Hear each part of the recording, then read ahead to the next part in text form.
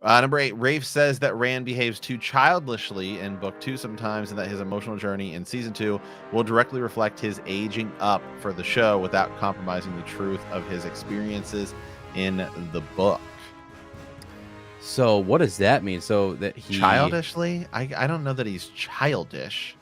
His emotional journey, he behaves too childish in book 2. Does he? No, I mean, really, he's like, book 2 is all about they're hunting for the horn. They do the Waygate and they see the 1,000 lives, right? You know, with Ingtar's there with them. Like, book 2 is short. Book 2 and 3 are pretty short. Like, a lot of book 2 is just hunting for the horn. It's not, Rand isn't necessarily childish. See, I think that maybe comes down to how you read it. I get in the beginning he doesn't want to step up because he's already stepped up and said, "I'm the dragon." He's already done something like that. Whereas at the beginning of book 2, yeah, he's still kind of refusing that whole role, and Moraine's forcing the dragon banner on him, all that kind of stuff. So maybe that's what he's talking about, because I feel like he sets in there and he's arguing with Ingtar a little bit about how he's. But again, if Rand's story is also going to go down, well, we don't know, right? Right. I guess maybe childish isn't the right word to use here. I would say reluctant. Yeah, I don't know. I'm trying to think. Rand is kind of reluctant to be the dragon, but that's like. Yeah, well, what book are we on? We're books away from this, so I just don't. The feeling I got from him there was not childish, but I'm now with him being a ruler and Kyrie and way down the line. So yeah, this is. I'd have to go back and maybe look at specifics on that. But that's cool. That's actually, you know what, though? That's a good thing. I'm totally cool with that. If there were childish moments and things like that, then this is a good thing. Hit those points in book 2, and that's great. Right. So. Number 9, Rafe explains the decision to delay the fever dream as a way to draw new viewers in, but also to give time to explore and explain what it means to be the dragon in terms of subverting the chosen one trope and the importance of reincarnation. Now, I 100% disagree with this, because I don't feel that you actually did any explanation as to what the dragon is and why it's important, to be entirely honest. I feel they totally missed the mark on that season. I mean, because again, this is a big failure of episode 8 is we spend the entire time talking about what it means to be the dragon, and then the person who is the dragon doesn't even do anything. He has to use a magical artifact to beat, a guy who looks like, Alfred from Batman.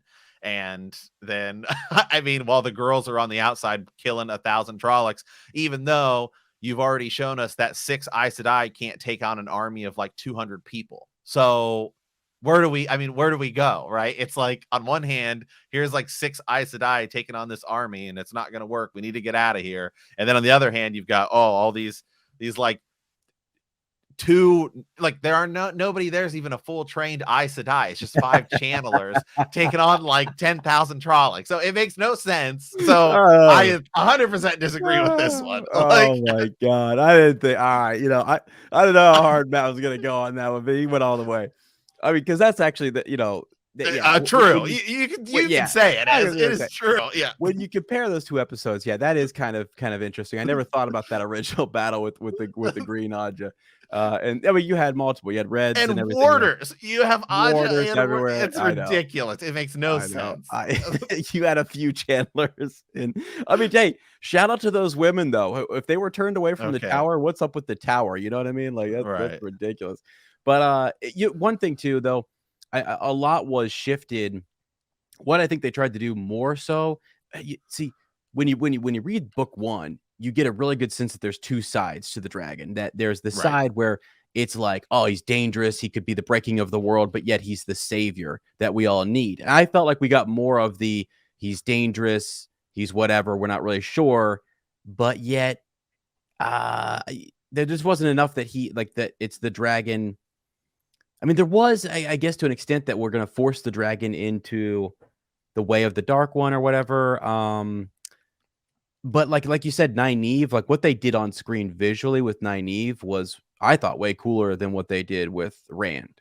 Now, it was just because it was all trippy, right? It's all this kind of in the mind stuff, and it's this glowing sort of, and he does use an Angreal, and that people who are book readers are going, well, hold on a second, So, I kind of see what you're saying here.